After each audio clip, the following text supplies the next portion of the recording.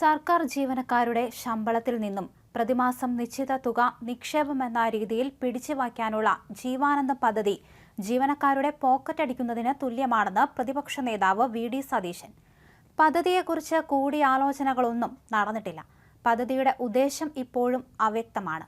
സാമ്പത്തിക പ്രതിസന്ധി കാരണം ശമ്പളം കൊടുക്കാൻ പറ്റാത്തതുകൊണ്ടാണോ നിക്ഷേപം എന്ന പേരിൽ ശമ്പളത്തിന്റെ ഒരു ഭാഗം പിടിച്ചുവയ്ക്കാൻ പദ്ധതി തയ്യാറാക്കുന്നതെന്ന് സർക്കാർ വ്യക്തമാക്കണമെന്ന് സതീശൻ ആവശ്യപ്പെട്ടു.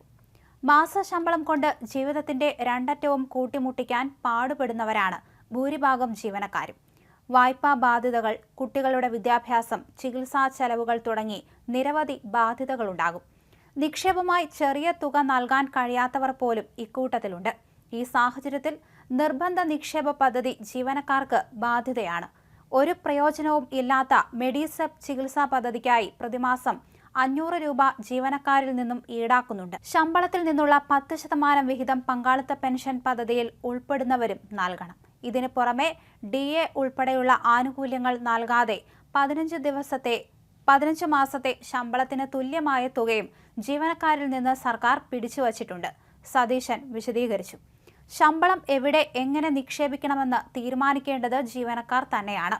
നിക്ഷേപം നടത്താൻ ജീവനക്കാരെ സർക്കാർ പ്രേരിപ്പിക്കുന്നതിൽ കുഴപ്പമില്ല. എന്നാൽ നിർബന്ധപൂർവം ഒരു പദ്ധതി അടിച്ചേൽപ്പിക്കുന്നതും ബലം പ്രയോഗിച്ച് പണം പിടിച്ചെടുക്കുന്നതും അംഗീകരിക്കാനാകില്ല.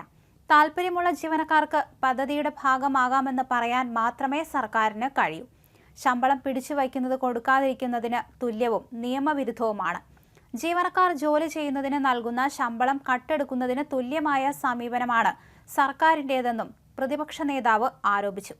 ജീവനക്കാരുടെ ശമ്പളത്തിൽ നിന്ന് പ്രതിമാസം നിശ്ചിത തുക വീതം പിടിച്ച് ജീവാനന്ദം എന്ന പേരിൽ ആന്വിറ്റി സ്കീം നടപ്പിലാക്കാൻ സംസ്ഥാന സർക്കാർ നടപടിക്ക് പിന്നിലും സാമ്പത്തിക പ്രതിസന്ധിയോ എന്ന ചോദ്യം സജീവമാണ്. ജീവനക്കാർ വിരമിച്ചു കഴിയുമ്പോൾ മാസം തോറും നിശ്ചിത തുക തിരികെ നൽകും വിധം പദ്ധതി ആവിഷ്കരിക്കാനാണ് ലക്ഷ്യമിടുന്നത്. അതായത് വിരമിച്ച ശേഷം മാസാമാസം തുക നൽകും. പെൻഷൻ കൊടുക്കുന്ന സർക്കാർ എന്തിനാണ് മറ്റൊരു പദ്ധതി കൂടി കൊണ്ടുവരുന്നതെന്ന ചോദ്യം പ്രസക്തമാകുന്നു. ഭരണാനുകൂല സംഘടനകൾ പോലും ഇതിനെ എതിർക്കും. സാമ്പത്തിക പ്രതിസന്ധിക്കിടെ ജീവനക്കാരുടെ ശമ്പളം കുറയ്ക്കാനുള്ള കുബുദ്ധിയാണ് ജീവനക്കാർ പദ്ധതിയിൽ കാണുന്നത്. ഖജനാവിലേക്ക് പണം കണ്ടെത്താൻ കുറുക്കുവഴിയുമായാണ് സർക്കാർ. ജീവനക്കാരുടെ ശമ്പളത്തിൽ നിന്ന് ഒരു വിഹിതം പ്രതിമാസം പിടിക്കുമെന്നതാണ് വസ്തുത. വിരമിച്ച ശേഷം പ്രതിമാസം നിശ്ചിത തുക ലഭ്യമാക്കും. ജീവാനന്ദം എന്ന പേരിൽ ഇൻഷുറൻസ് പദ്ധതിയായാണ് നടപ്പിലാക്കുന്നത്. മെഡിസെപ് എന്ന ചികിത്സാ പദ്ധതി അടക്കം 4 ഇൻഷുറൻസ് പദ്ധതികളും പ്രതിമാസ പെൻഷനും ഉണ്ടായിരിക്കെയാണ് പുതിയ പദ്ധതി.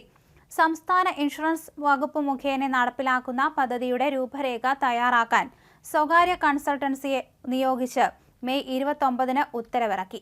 ആന്വിറ്റി എന്ന പേരിൽ പദ്ധതി നടപ്പിലാക്കുമെന്ന് 2024-25 ബഡ്ജറ്റിൽ ധനമന്ത്രി KM ബാലഗോപാൽ പ്രഖ്യാപിച്ചിരുന്നു.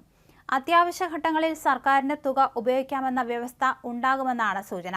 പാളിയ മെഡിസെപ് 10 ലക്ഷത്തോളം ജീവനക്കാരും പെൻഷൻകാരും അവരുടെ ആശ്രിതരായ 20 ലക്ഷത്തോളം പേരും ഉൾപ്പെടുന്ന ഇൻഷുറൻസ് പരിരക്ഷയായ മെഡിസെപ്പിന്റെ പ്രവർത്തനം അവതാളത്തിലാണ്. ഇതിനിടയിലാണ് പുതിയ ഇൻഷുറൻസ് പദ്ധതിയുമായി സർക്കാർ എത്തുന്നത്. ഇതാണ് പ്രതിപക്ഷം ചോദ്യം ചെയ്യുന്നത്.